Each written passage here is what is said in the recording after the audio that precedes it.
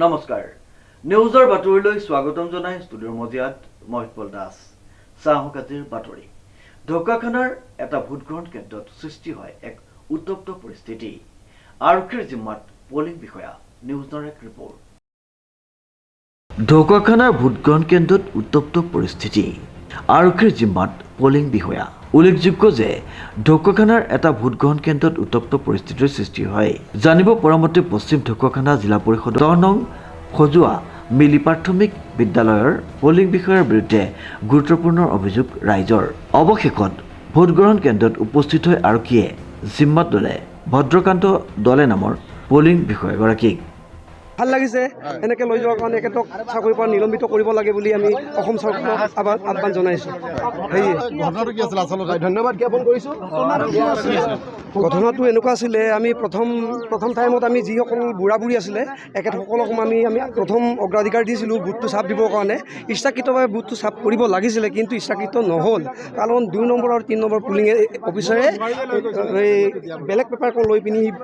নিজে চাপ দি পিনি অফিচাৰবিলাকে চাপ দি পিনি তাত বেলেগ বক্সত ভৰাই দিলে সেইটো কাৰণে আমি লাষ্টত ধৰা পৰিলোঁ যিজনে ধৰা পৰিলে এখেতে আছে এজন আছে এখেতে কিবা পুলিচে লৈ গৈছে বাৰু এখেতৰ নামটো আমি নাজানো কিন্তু চাকৰি যাবই লাগিব ভোট কেন্দ্ৰ 10 নং 11টা মিলি ৱাৰ্ড ডাংৰা পঞ্চায়তৰ অন্তৰ্গত মানে সি মানে কিবা চাপ দিবই নিদি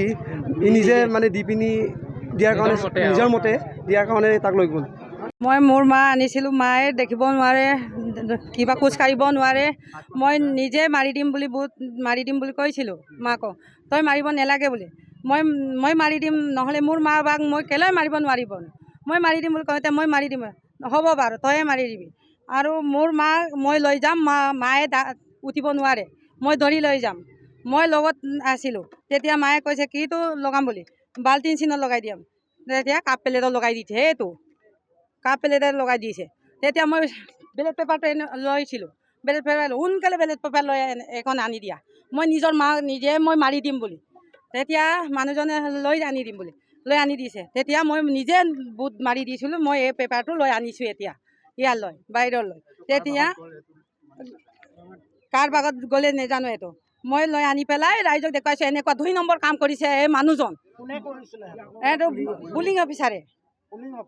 পুলিং অফিচাৰে কৈছিলে মই এনেকুৱা কাম নকৰিবা নামটো নাজানো মই ইয়াতে আচলতে এতিয়াতো বাইদেউ কৈ দিছে যিখিনি হৈ গৈছে আৰু বাকী এতিয়া আমি এটাই বিচাৰোঁ যে যি হৈছে তাৰ আগতো হৈছে নোহোৱা নহয় হৈছে আৰু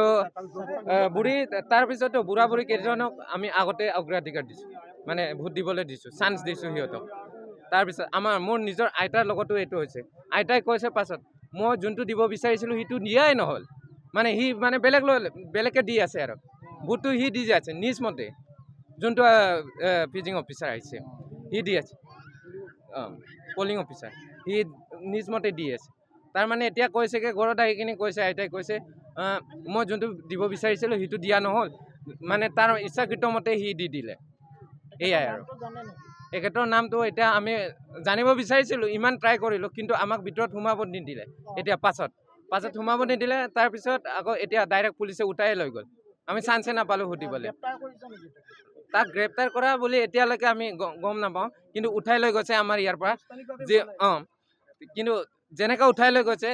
আৰু যেনেকৈ ইয়াতে 2 নম্বৰী কাম কৰি গৈছে তাৰ শাস্তি পাব লাগে আৰু যোনটো চাকৰি কৰি আছে তাত বহিষ্কাৰ কৰি ঢকুৱাখানাৰ পৰা জিন্তু কোচৰ ৰিপৰ্ট নিউজ নাও।